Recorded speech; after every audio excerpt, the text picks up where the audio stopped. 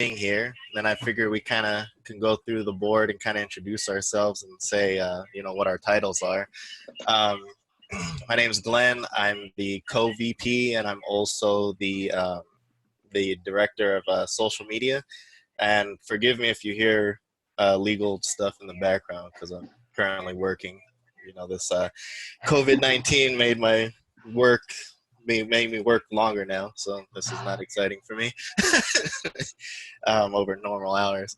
But yeah, so I guess if we can just kind of go around the Zoom room.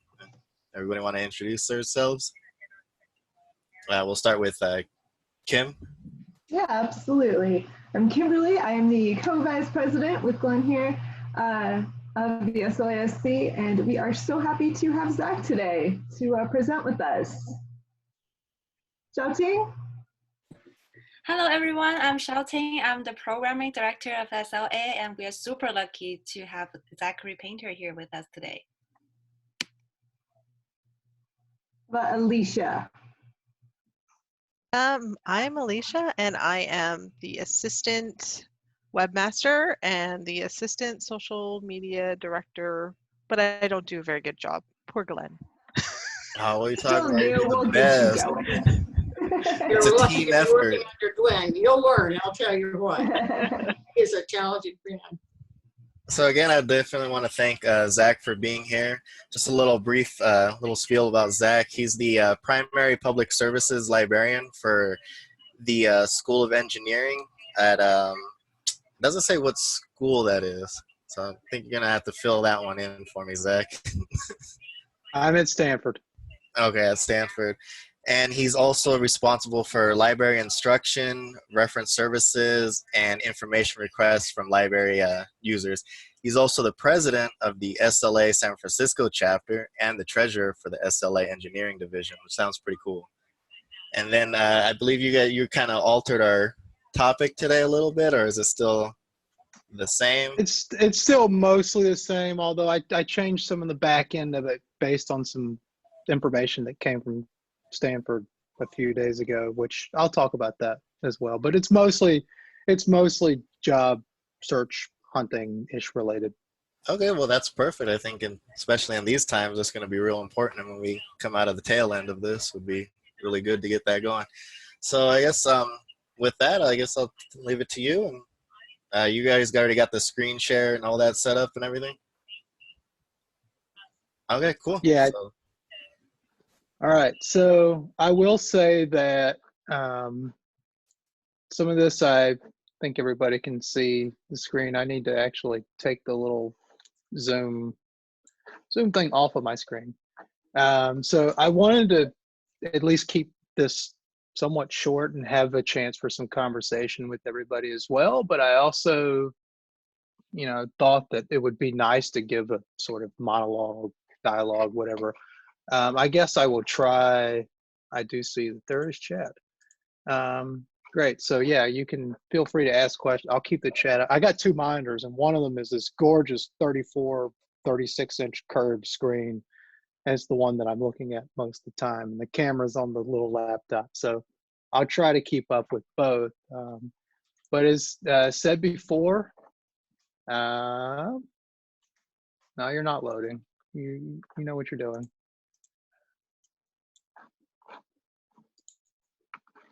Really? That's really disappointing. I hope my other. So it's basically just a picture of me, who I am, the slide two, and it's. So I'm Zach. I'm the engineering librarian for research and teaching support at Stanford. I've been here a little more than 2 years now. I'm also president of the San Francisco Bay chapter of SLA. And I'm also the treasurer for the engineering division. I'll talk a little bit about some of those in a little bit, but sort of our agenda or learning outcomes, I guess you want to put it that way. I give you a little biographical sketch, of who I am, whatever. I don't want to bore you to death with it. I mean, I guess I'm exciting. I guess I'm, but we'll see. Some hopefully helpful advice. I do want to talk about SLA as a national, international organization, and also a local organization. I know that the local organization for you means different things depending on where you are, but do want to talk about that and also leave some time for some conversation towards the end. So a little bit about me and like how I got to library land and whatnot. I'm from rural North Carolina, from a Title I county. My dad was a tobacco sharecropper.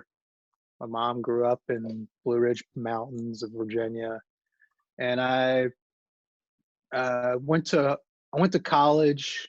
I went to Appalachian State in North Carolina, and I went to be a high school history teacher, high school social studies teacher. That was kind of the thing that I thought I wanted to do, and I was like, yeah, this will be great. And I was going through my program, and I got to my student teaching part, which was the spring semester of my senior year. And I think about that now and go, wow, I have no idea what everybody in that program is doing now because of what's going on here. But when I was doing my student teaching, I had this conundrum, and I was graduating in 2011, so it was somewhat after the worst years of the 2008 financial crisis, but the job market still wasn't all that great. And one of the things that seemed to be this apparent spike around 2008 was people who were graduating 2008, 2009, 2010 were starting to go to grad school in mass. They're like, well, the job market's terrible, so might as well go back to school and get an extra degree. And I actually thought that I wanted to get another degree myself. But I thought that getting a PhD in the humanities was not something that I was cut out for or something that would have great job prospects. And for various reasons, I didn't know what to do. And I wanted to work at a university level, at a college level. And it just so happened that I had some interactions with the school media specialist at the high school I was teaching at in Hillsborough, North Carolina. And he was an adjunct professor of databases at North Carolina Central University's School of Library Science. And Tom Terrell introduced me to librarianship, and he told me, everything you say you want to do, librarians do this. And I went, oh, really? And he's like, yeah. And he said, in North Carolina, you're lucky because you have 3 ALA accredited programs here. Now it's 5. I can't believe it, but there's apparently 5. But he's like, yeah, you got all these choices. And even though he was at Central, North Carolina Central, that's not where I went. I went to Chapel Hill. And when I first got to Chapel Hill, I wanted to do reference. I said I wanted to be a reference librarian at a school outside of North Carolina. Not that I don't love North Carolina, but I wanted to see something else too. Maybe like 10 to 20,000 people, some research, some teaching, and I wanted to work in like all kinds of fields, be a generalist. I wanted to work with everything, and I thought everything was cool. And I took a lot of classes in history and social sciences, and did band and performing art theater for many years. And so I had this really wide, eclectic background of all these, history, humanities, and social sciences and arts. And I was like, I want to do it all. This sounds great. And it was really tough to find a gig in graduate school. Like a lot of the student jobs and internships and whatever. And I just could not find anything. And nobody was really hiring. And it was really, really, truly awful. And I didn't have any kind of work at all my first semester in the program. And then eventually, a little bit later on, I got this gig at the UNC Business School. They had this global MBA program, and they needed an instructional designer, not a librarian, not an info pro. They just needed somebody to do like course design and Canvas, because they were moving to the Canvas platform. And I applied, and it was unpaid, and I applied for it, and they took me. And that turned out to be a success, and I wound up eventually doing more instructional design work for them, which has actually become incredibly useful now, given that there's a lot of instructional design stuff that we're all going through right now. But that was in an online environment, and that was now a super incredible and fulfilling experience. And I did a lot of things for them, and it was really great. And eventually and that was the main sort of gig that I had. And I also did some instruction in some public libraries as well on a volunteer basis. And then a little bit later, I found there was this contract at the EPA, and Carolina manages the EPA library. They have a contract to do that, and I didn't actually get that, and I was really depressed. And I didn't get to be the classics librarian at Carolina. They let a grad student manage the classics library, and I didn't get to do that either, and I was really sad. But there was this contract to be a information management consultant and an ontologist at the EPA for the Office of Research and Development. And I applied for it, and they took me. And by the end of my time at EPA, I really wanted to do like data services, data management. I thought this was super cool. And I was already involved with SLA at the time as well. And I was like, wow, this seems like something I'd want to do. And my contract at EPA expired, and it was not renewed. And so in early 2014, I applied to over 200 jobs all around the world. I was a finalist for a job in Qatar or Qatar, or people pronounce it in different ways, in the Middle East. And I was a finalist for a couple of other jobs. I applied to jobs in Europe. I applied to jobs in the United States and in Canada, just all over. And eventually I found a job that gave me an offer. And it was an elementary school librarian in my hometown. And I took it. And then a little bit later, there was this college in Massachusetts, a state I'd never been before, about 10,000 students, was looking for this general reference library. It was really an engineering position. It was this sort of engineering reference and teaching position. And it was also the data services librarian. They wanted somebody to do data management, data services. And that was kind of both the things I wanted to do when I started as a student and when I ended as a student. And I actually wound up, they gave me an offer, and that was a very difficult period. And I actually took the offer. And so I found a job in southeastern New England that was at the intersection of all the things I wanted. And I was very fortunate. I guess I'll talk about that in a little bit as well. And when I was going through that first job, I found a lot of opportunities to grow and expand outward as a professional. So I talked a little bit about, like, I was working as an engineering librarian, as a social sciences librarian, doing data services. I did a lot with ICPSR. I did a lot with the National Network of Libraries of Medicine and some of their data e-science programs and data management programs that was run out of UMass Medical School. I took some law research, like legal issues for librarians and that kind of thing. I took stuff that was all over the place, and I grew as a professional. And I really enjoyed it a lot, and that was a great place to work.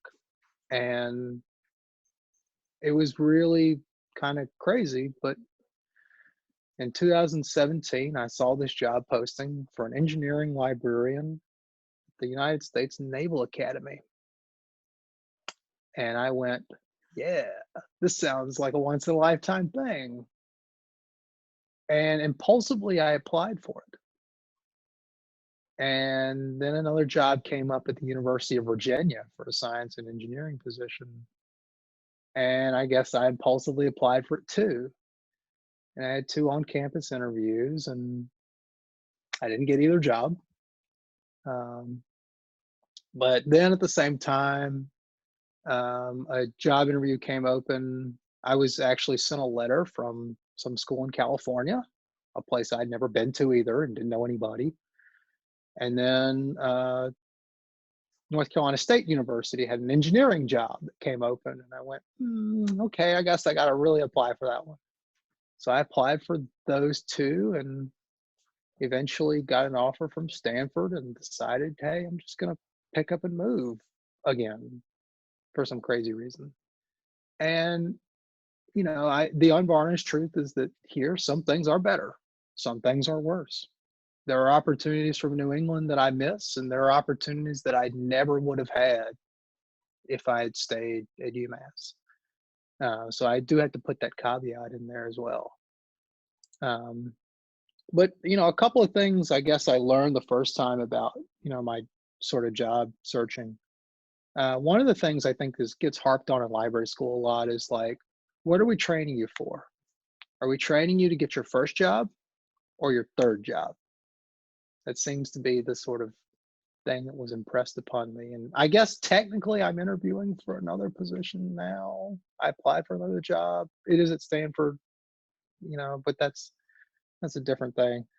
But you know, what a lot of people, I think, in a lot of students in school will be, am I trying to really prepare hard for my first job or my third job? And you know, I learned a lot in between both the first interview and the second interview.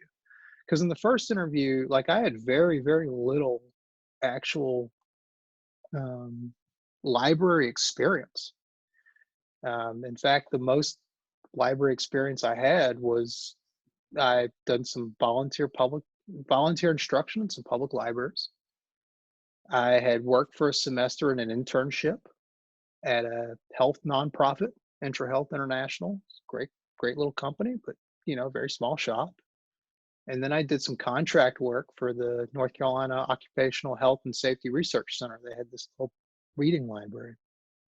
And I was really unlucky that my contract at EPA expired and I hadn't planned on that. And my boss hadn't planned on that. It expired. I mean, I didn't get fired. My boss literally had to sit down and tell me that. You know, but he said, well, you didn't get fired. It's just that, you know, the contract isn't going to be renewed for financial reasons and other things like that. And it was tough. And I had expected to have another year there and sort of slowly roll out and interview places and be very selective about the jobs that I wanted to apply for. And I didn't really have that. So I just applied everywhere because I was super desperate. And there were a lot of really wild scenarios that came up, like the job in the Middle East. It was a middle school library in Doha. And I remember this interview very, very, you know, pointedly because there were some comments made in that meeting, the interview from the middle school principal that, you know, made me think a lot about like, oh, like, I don't know if you can really do that.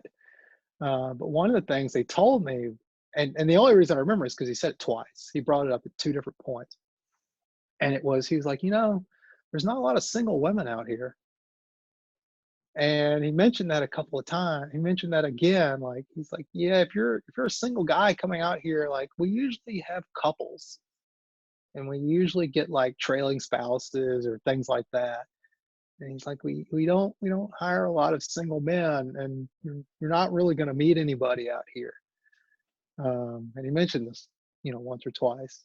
And he's like, all the single women here are either super conservative or you don't have a chance, buddy. Good luck. Or both. And I was like, oh, okay.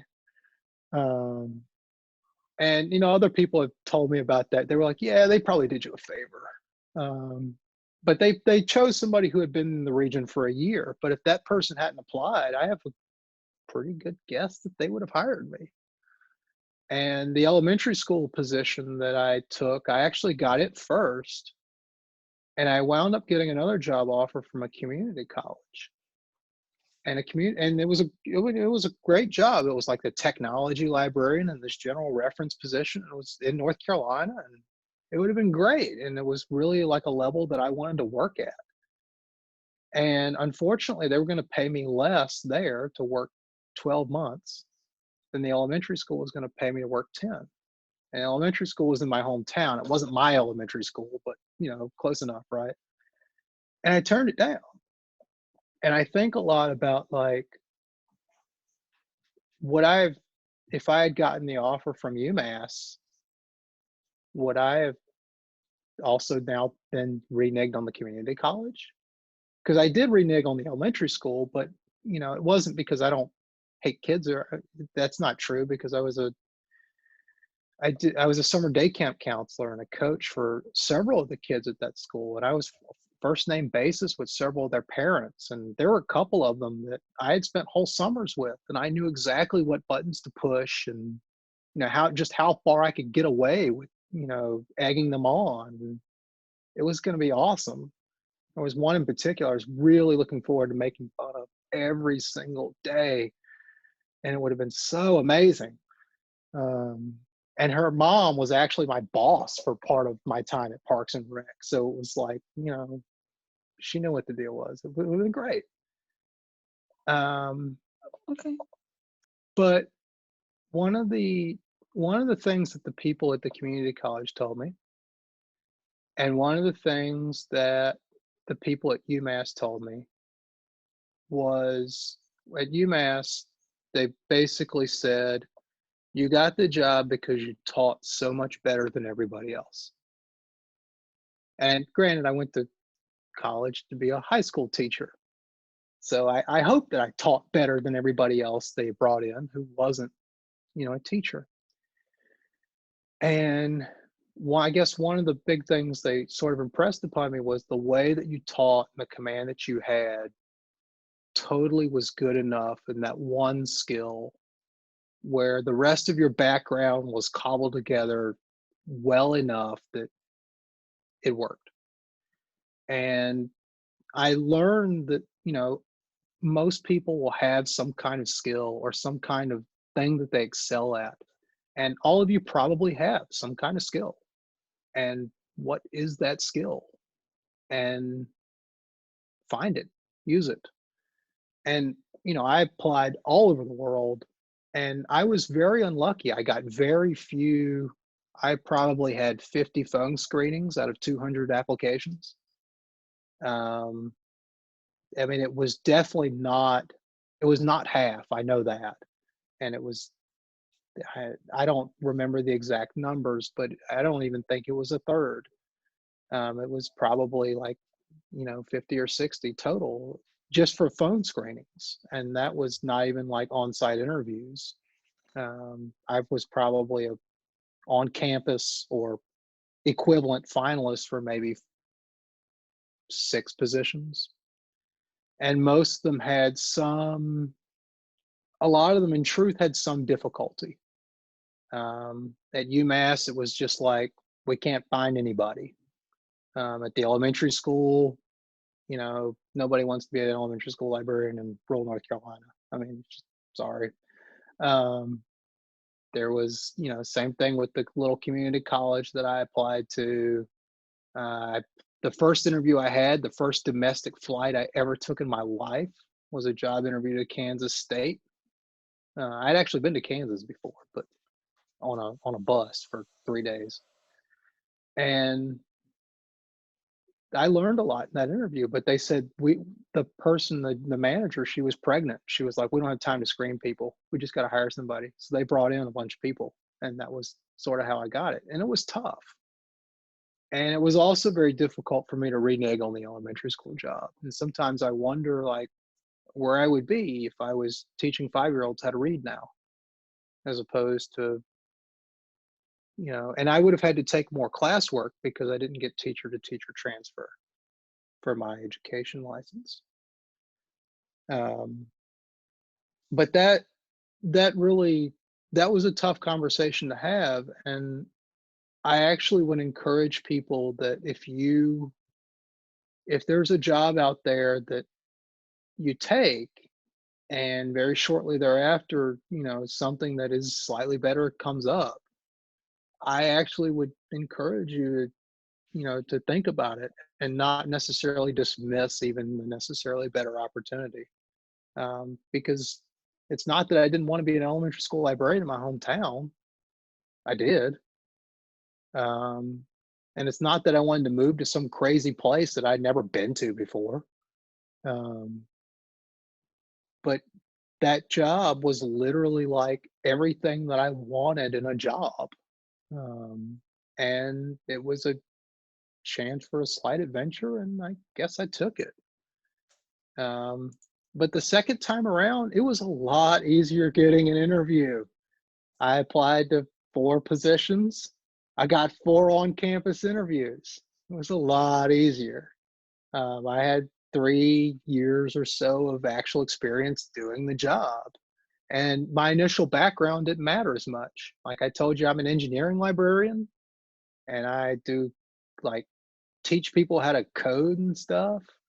And like I'm a history major and like a band nerd and like a really terrible social scientist and like religious studies person. So like none of this is even like I tell people all the time that science librarianship is a great thing, and they'll take. There's so many non-STEM majors who are science librarians, who are STEM librarians, and it's a wonderful and rewarding thing. A former AUL at Stanford, Bob Schwartzwater, said the best engineering librarian he knew was a woman who majored in Russian literature. And he was like, it was so esoteric, but she was literally the best person he ever had met. And even at the Naval Academy, when I interviewed at the Naval Academy, the director of the library there had formerly been an engineering librarian. That was his first job, and he was a high school history teacher before I became an engineering librarian. And that spoke a lot to me as well. But there were a lot of things that I still had to learn between even interview 1 and interview 2 about the interview process. And I don't even know if I've learned necessarily all these things today. So, I mean, I could tell you an embarrassing story. I was told that when I interviewed at UMass, the person who would later become my boss actually asked me how old I was. I don't want to put Lorraine on the spot there. I love Lorraine to death. She had worked in finance for Goldman before she became a business librarian. So like her job interview culture was probably a little bit different from what us librarians go through. And, she apparently somebody had a talking with her. No, Lorraine, you can't ask questions like that. And I just answered. I was like 25 then, and I didn't know any better. And I thought, whatever. Because I was like, don't you already have this info on me already? But it is nice, I guess, to know what questions people can and can't ask. And when I interviewed at Stanford, I had dinner with Bob, the AUL, and his wife, and I found out later that Bob said that I was like super unpolished at the dinner, and I was like, oh, I did not anticipate this at all. Like that's kind of weird. I mean, and granted, like I'm I guess not the most super polished person in the world, period, but to kind of hear that is like, oh, that's kind of strange. And salary negotiations, like when I negotiated at Stanford, I think I probably could have done a little better. Granted, I don't think I did terribly, but I think I could have done better, and I probably didn't shoot as high as I probably should have. And I think that for certain negotiations, when I was at UMass, I just took the salary. The dean gave me a number, and I just took it, right? And now, granted, UMass had a faculty contract, so I knew what the numbers, like the minimum numbers, could be. And when I got elected to the faculty senate, I actually found out that somebody made a comment, oh, we don't hire people, the professors, like we don't hire people at the minimum anymore. We hire them significantly higher. And I was like, oh, people lied to me. Granted, they were all faculty, like tenure track faculty, and librarians were different. But that was there too. And then there's the whole reading between the lines of things. I had a really terrible experience with North Carolina State University, and to the fact that now it's not the fact that I don't like their sports teams or whatever, but now it's like there's a lot of, like, I guess, negative feelings I have about the hiring process that I had there. Part of it was the way that they conducted the interview, and things I found out a little bit later about the interview behind the scenes and how they were approaching it, and the way they opened and closed the position multiple times, the way that even the interview itself was structured, where there was no presentation, which is a given in academic libraries. There was no dinner, which is generally a given in academic libraries. And I found out that they had an internal person they wanted to wade through, and they just couldn't do it. And I was upset by it, because I really had wanted to go there. And I don't talk a lot about it to external people very much. I felt it was appropriate to mention here, at least for, there are occasionally times, and even when I was job hunting in 2014, there were occasionally times where I didn't know a lot about reading between the lines of certain postings. Like, I remember a job that came out at Western Carolina University, and I went to App and Western literally play a football game. Well, they used to play a football game for a moonshine jug. They hate each other. The bands actually didn't get to travel to each other because it was just hillbillies fighting each other. But there was this posting that came out for this job, and I remember applying for it, but it was only open for like 5 days. It was like the minimum amount of time. And it was because they had a person in mind that they crafted the job position for, and they just kind of wanted to wave them through without, terribly much of an applicant pool. And so I didn't know a lot about, like, reading between the lines of posting and whatnot. And there was a lot I had to learn. And I love working at Stanford for the most part. There are a couple things I really don't like. I don't like that we don't have faculty status here. And I don't get to do as much classroom teaching as I used to do at UMass, which I don't like. But there's a lot of parts that I really like about this job and really enjoy about this job. And if you like a place, like, I loved UMass. I thought UMass was great, and I had wonderful coworkers. And I would say, if you're looking at like a second job or so, like, my coworkers there told me that, yeah, it's usually expected by 3, 5, 6 years, you'll look for something else. But I would say that don't necessarily feel pressure to grow a career early on in places like academia or whatnot if you don't feel, if you, whether you feel or not, don't super feel that pressure if you think you have, places to grow and, and other things to learn as well. Some about SLA. So I joined SLA as a student, UNC, in 2011. I was chapter webmaster, and I became more involved with SLA over the years. I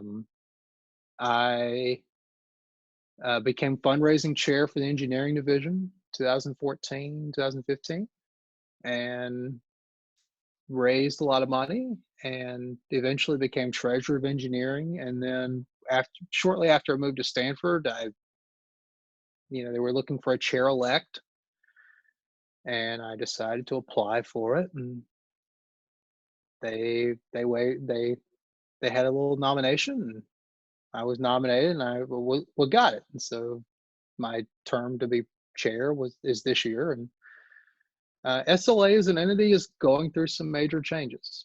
The membership for the international organization is declining pretty rapidly. There's a lot of reasons for that.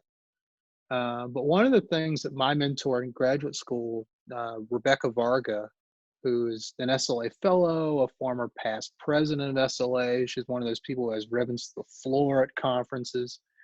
One of the things that she mentioned, that's great about SLA, is that you can be involved and you can make a difference. And it's a lot easier to do that in a pretty big library association, a relatively big, large, broad association like SLA, whereas that's not quite as possible in a place like ALA, where you have to generally volunteer for years on certain committees before you can be a somebody. You know, right now in San Francisco Bay chapter, we still don't have a chair-elect for 2021. Now, granted, the way the SLA as an entity has changed. Will be there. Some of those, you know, rules and restrictions will be different, but we don't have another person for 2021, and I would really like there to be another person. And you know, there's other roles and duties that we have within the local chapter, and that's just for our chapter. I think John Luke Christensen is going to speak to you in a couple of weeks. He's president-elect of the Southern California chapter, and John looks great. And you know, he's relatively new to the Southern California chapter and new to librarianship, and he's now chair-elect of, you know, president-elect of a pretty large and prominent chapter within SLA. Southern California chapter is a big deal, and you know, he hasn't been in the chapter all that long. And there are a lot of other ways to, you know, be involved, and there are different experiences. The deputy university librarian at Stanford, Mimi Coulter, she said that she pretty much only did stuff with local chapters when she was in New York and when she was in the Bay Area. And that was her route into SLA. And for me, I did stuff at the national level, the international level, with the engineering division, with the PAM, physics, astronomy, mathematics, and the academic division and stuff like that.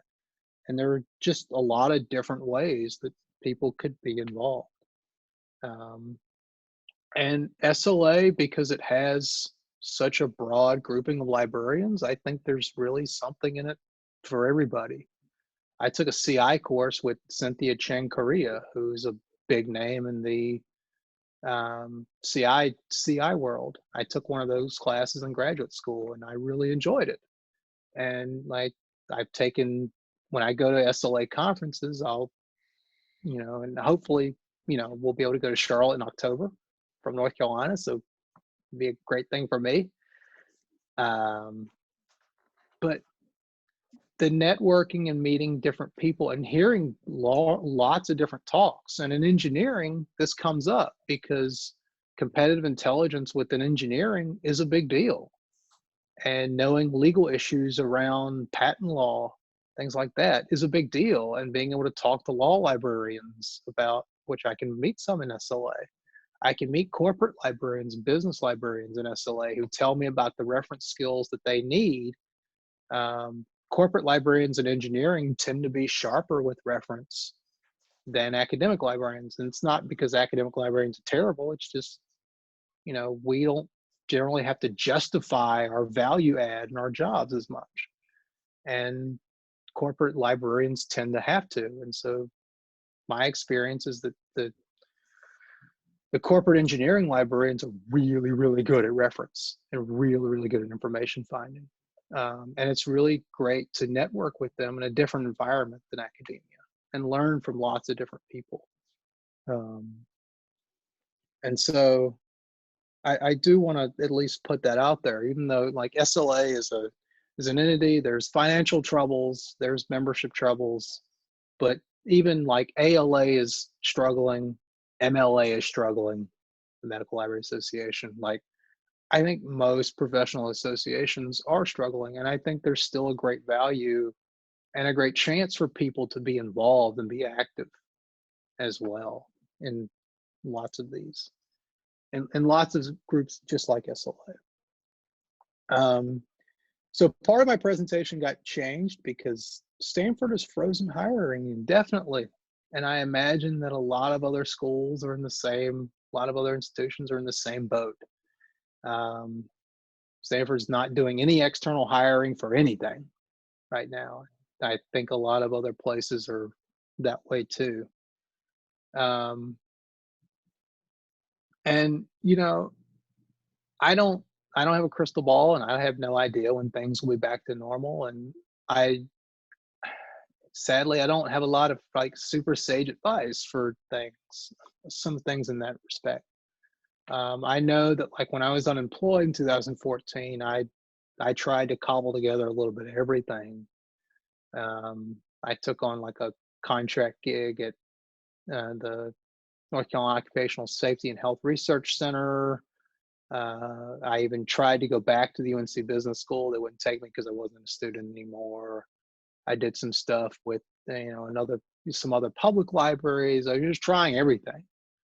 And I don't, different people are going to have different abilities to move, to experience, the job market in your area or the job market that you're willing to take is different. Or if there's one very specific thing you want to do, then maybe there's differences and you have more limitations versus me who just kind of wanted anything.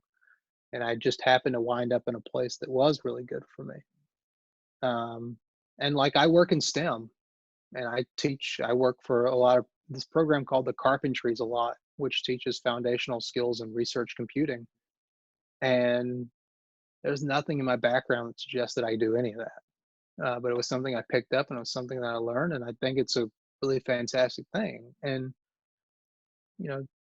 there's science librarians and STEM librarians like to stand up for each other and promote it because people, I think, are a little scared and afraid of it.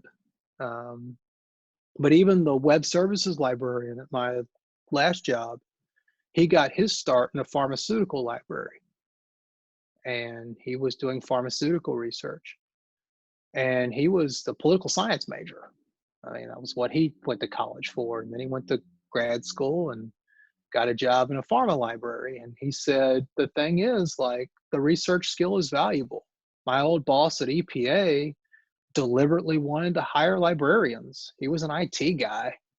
And he actually really specifically hunted out librarians because he was like, your skills at information organization are something that is unique and something that you look at this in a specific way, in a unique way, in a good way, and something that I want on my team.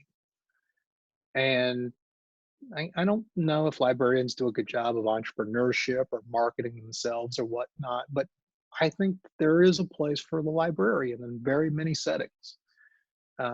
Special librarians are, I guess, unique. The information skills that we have can go into a wide variety of contexts. I didn't really start working in fact, my first academic library job was at UMass Dartmouth. I didn't have any internships in graduate school.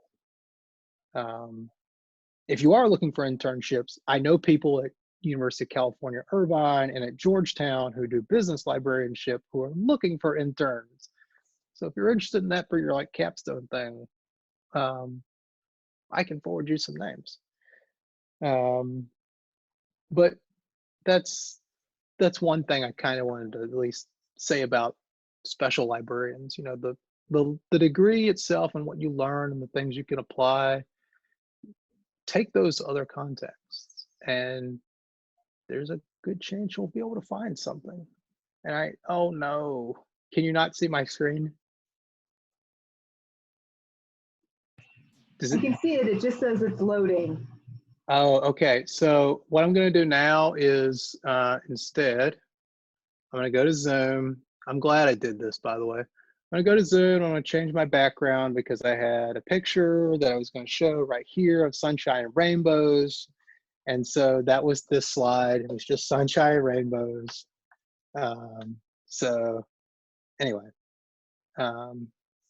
so this part's for you. I think we have 15 or 20 minutes or so, and I'll also stick around a little bit afterwards. But if there's questions or discussions you'd like to have, or I guess like looking over my notes, like I guess I can ramble if I missed anything. But if you have other like questions or things you want to talk about, feel free to ask. I guess I'll leave sunshine and rainbows up. You see my face enough.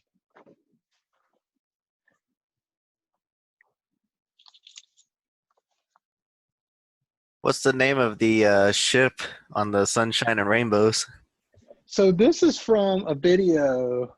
There's this guy on YouTube called CGP Grey, and he made a video pretty recently about Staten Island and the history of Staten Island.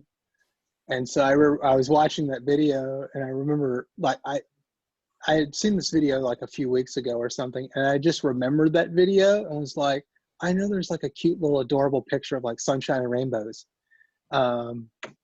And so I was like, yeah, this is what people need in this kind of time. So I don't know, really, I guess it's the ship that sailed around Staten Island and the whole legend that's behind it. Oh, okay. Let's see, working in an academic institution, do you find there's more need for research librarians or students coming to libraries missing research skills? Yeah, so different libraries will answer this question in different ways. So at Stanford, a lot of the undergraduate experience is done at the IC desk. And then some of the subject specialists, particularly in the sciences, will do a little bit more of this. And then the graduate student life is a little different. But even graduate students, they'll work with curators and bibliographers, and particularly in the humanities and social sciences. And yeah, I think that there is more need for research librarians. And the real need for research librarians is not necessarily. One of my former colleagues who was the nursing librarian actually put this in a way that I found really eloquent. And then I rephrased it later on in another conversation, and I got tweeted for it, and it was really great. But it was basically, librarians now aren't doing basic reference. They're doing advanced reference. And that's not to demean the job of basic reference, because that's important, but people now, like all the basic questions that people would come to a reference desk for or whatever, people find that now, and people can answer that now.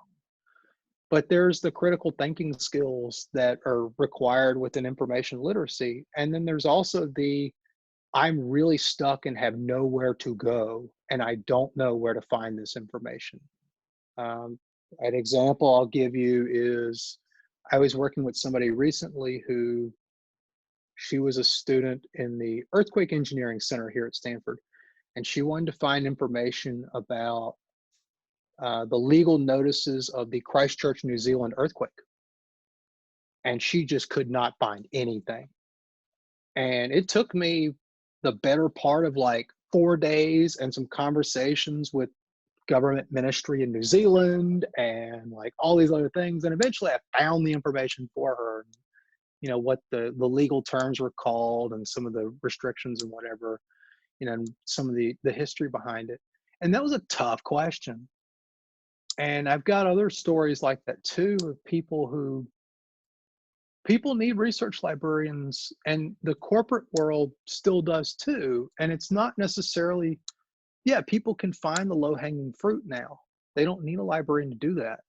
But what people have problems with still is the really hard problems that librarians traditionally, and even now, still help them find. And so that, I think, is really, students don't necessarily always have those skills. And frankly, a lot of people don't. And that's really, I think, our value. Any job sites, aggregators from when things hopefully pick up again? I had used, I Need a Library Job. I had used that when I was first starting. There was a jobs list on SLA San Francisco Bay has a job line that we have postings to for particularly local jobs that come up. I had used things with SLA before, and I had also used things, Carolina had a jobs list as well that I would use. Those were mostly the things, like SLA sites. And I'm not a member of ALA, and I guess I feel bad about that sometimes. I do a lot for ACRL, actually, even though I'm also not a member of National ACRL. But that's, I guess, neither here or there. But those were the places that I initially had gone.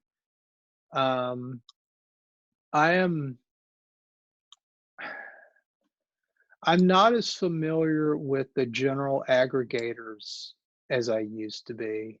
And I think there are several listservs that are out there that, I don't know if San Jose State has one or it's regularly updated or whatnot, but that was really the biggest place for me when I was at Carolina, the listserv that they had.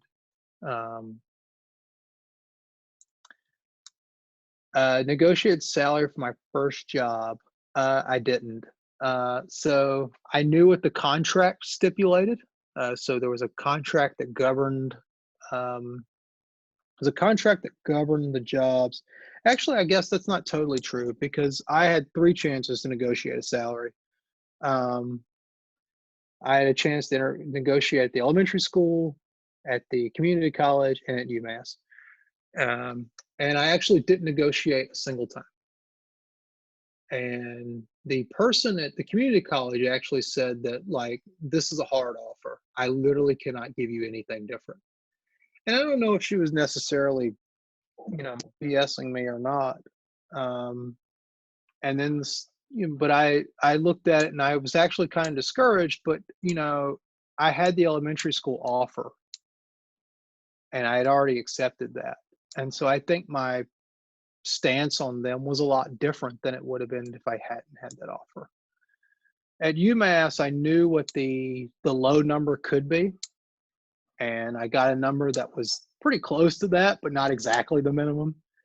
And I didn't negotiate it. I just kind of took it. I would actually encourage you not necessarily to take that first number if it's something like that. Like I think my number was like, the minimum was like 55.5 or something, and I got offered 56, which is like pretty much the same thing. Yeah. I think that if there is a hiring range, or there's pay grades or something like that, or if it's a part of the world that's more expensive, getting offered 55.5 to work at UMass Boston looks a lot different than getting 55.5 to work at UMass Dartmouth. Fall River and New Bedford are much more economically depressed places. And it would be the same, I guess, in California. Getting 55 grand to work at Humboldt is going to be different than getting 55 to work in San Francisco. One of those is going to be a little easier than the other. I don't think I have to tell you which one. So the second job, I kind of knew a range that they wanted. And I had initially thrown out a number and they had kind of rejected it. And then I gave them another number and they actually tried to talk me down slightly. And I said no. And they gave me my second number. I think I could have done a little better, but I think it actually is worth it to have a conversation about negotiating salary, even for your first job. If you think the number, like if there's a set range or whatever, and your situation or your moving allowances or whatever is different. And I guess looking up and making the case for why you may want to be paid a little more or get like a slightly, you maybe get some moving allowance or something like that if you've got to move across the country or something.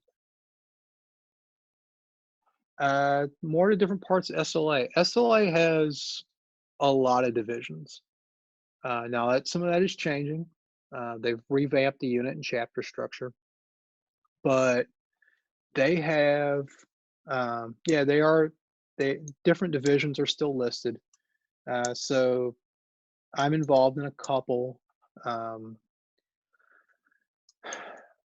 There's a very large pharmaceutical, like chemistry division. There's a very large taxonomy division.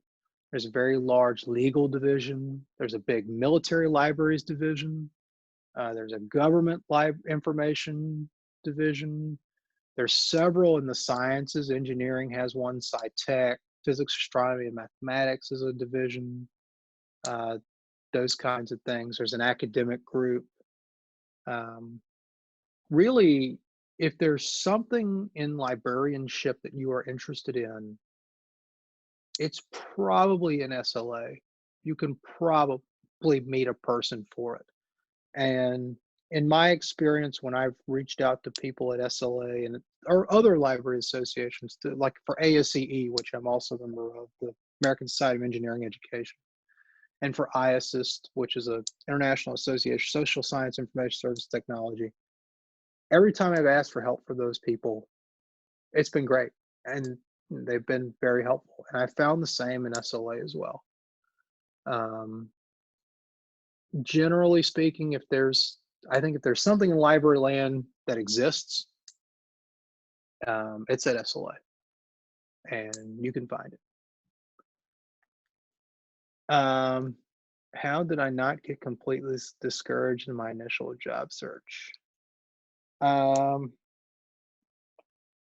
don't know. Maybe it helped that I haven't had a grill since 2014.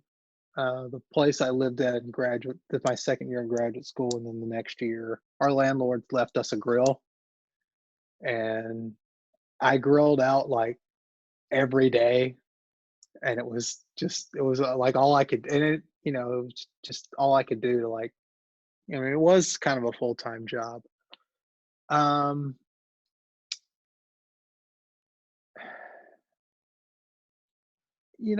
I don't know, like when hiring comes back, which it will. Now I think the nature of the jobs will look very different and whatnot, but when hiring comes back at a lot of places, and I had some stock cover letter templates that I used. Now, granted, I modified them for each individual job, but I basically had like 6 or 7 different sort of stock letters for most of the nuts and bolts of, like a liaison job or a technology librarian job or some kind of thing like that. And I just kind of modified them a little bit. So I guess it was a little bit less work. But I guess to me, I just kind of had some hope that I would get something. And I thought that, I knew, at least from my earlier time in graduate school, that it was tough. Because in my earlier time in graduate school, like I applied for 30 or 40 different things that were on campus or in the neighborhood, and I didn't get any of them. And it took me getting an unpaid position at the business school, not even in librarianship.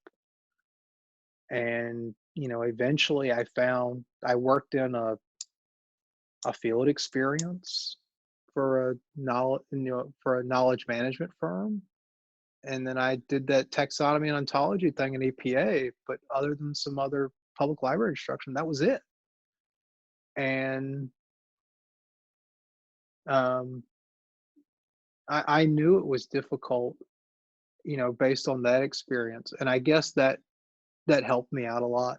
The fact that I had seen it be difficult for me before, and I knew that something would turn up, or at least I had some faith or confidence or whatever that something would turn up, and eventually it did. Although, despite the fact that for my first job, it was literally like you can't like make this up. Like it was literally what I wanted in a position, and yet I could have never actually imagined that such a thing would ever materialize. And it did.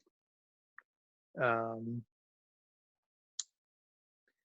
then I never expected to move to California. And I never expected that would be a thing. And even now it kind of surprises me that I moved to California. And it was actually kind of discouraging, even like the second time around, to not get some of those positions, despite the fact that I was a much stronger candidate. I hope that answer is at least somewhat sunshiny and rainbows or uplifting in some way. I'll put my face back on the screen. We are at 7:30, but I'm happy to stay and answer questions for pretty much as long as people feel like. That's totally good with me. I do have like, I think our San Francisco chapter has a website. We have events that take place. We're not having them now for sort of, I guess, obvious reasons. But I know that we usually in the spring have some dine-arounds. We do a lot of tours. And we're going to have an awards dinner in May for a couple of people. Well, it may not be in May at this point. It was scheduled for May. But it'll probably be pushed back, later in the summer. But, for the events that we have, and, most groups, no matter where you are in the United States, if there's a local SLA chapter and they are doing something, they want to meet you and they want to speak to you, because we were all students once, and it's, I feel an obligation. A lot of people help me out, and I kind of want to help other people out too.